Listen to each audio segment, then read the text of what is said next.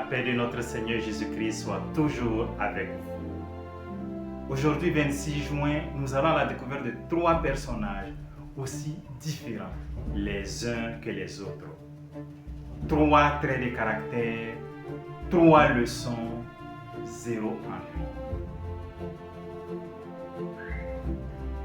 En effet, l'Église nous propose aujourd'hui 3 personnages qui ont marqué son histoire. Allons d'abord à la découverte de Saint José María Escrivá, un prêtre espagnol, fondateur de l'Opus Dei. Je parie que vous avez souvent entendu parler de l'Opus Dei.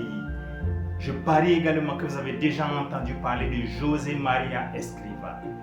Mais est-ce que vous savez réellement qui il est? Oui, José María de Escrivá est né en 1902. Ses parents lui ont donné une éducation chrétienne très tôt.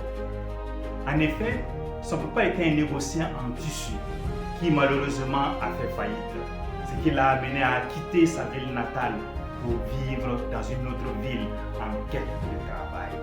Mais un événement particulier va le marquer.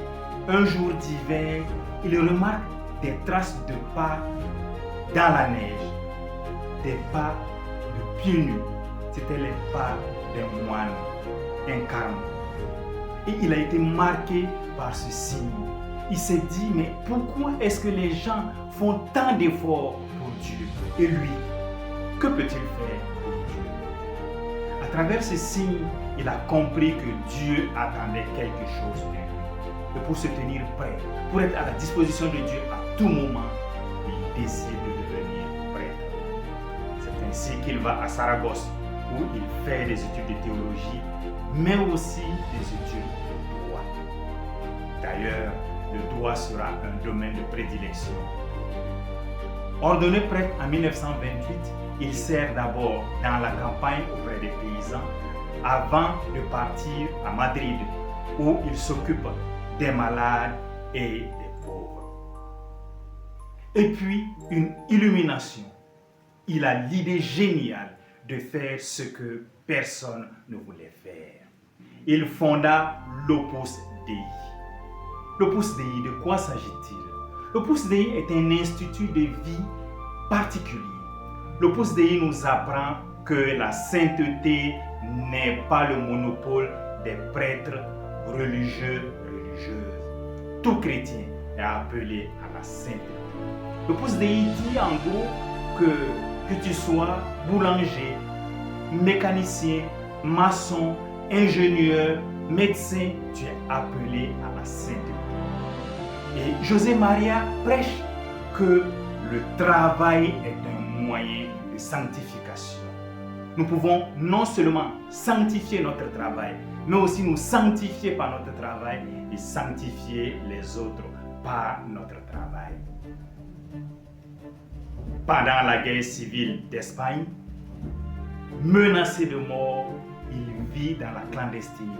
Il finit même par traverser les Pyrénées à pied pour rejoindre une zone peu sécurisée. À la fin de la guerre civile, il s'installe définitivement à Rome, où il travaille au rayonnement de l'Opus Dei. De Rome, il entreprend de nombreux voyages à travers le monde où il est écouté par des foules immenses car cette manière de présenter la sainteté était unique. Et vous, pensez-vous que la sainteté soit le monopole des clercs? Non. Tout chrétien, de par son baptême, est appelé à la sainteté. Épuisé, José María s'éteint le 26 juin 1975. Et une foule immense assiste à ses obsèques. Et l'on demande tout de suite que sa cause de béatification soit introduite. Ce fut l'une des causes de béatification les plus rapidement étudiées. Il sera finalement canonisé en 2002 par le pape Jean-Paul II, qui lui aussi a beaucoup aimé l'apostolat des laïcs et a prêché pour que tous les chrétiens laïcs comprennent que la sainteté est leur appel. Aujourd'hui, bien-aimés de Dieu, l'Église fait mémoire également de Saint Anthelme. et de saints médecins. Que tous ces saints prient pour nous.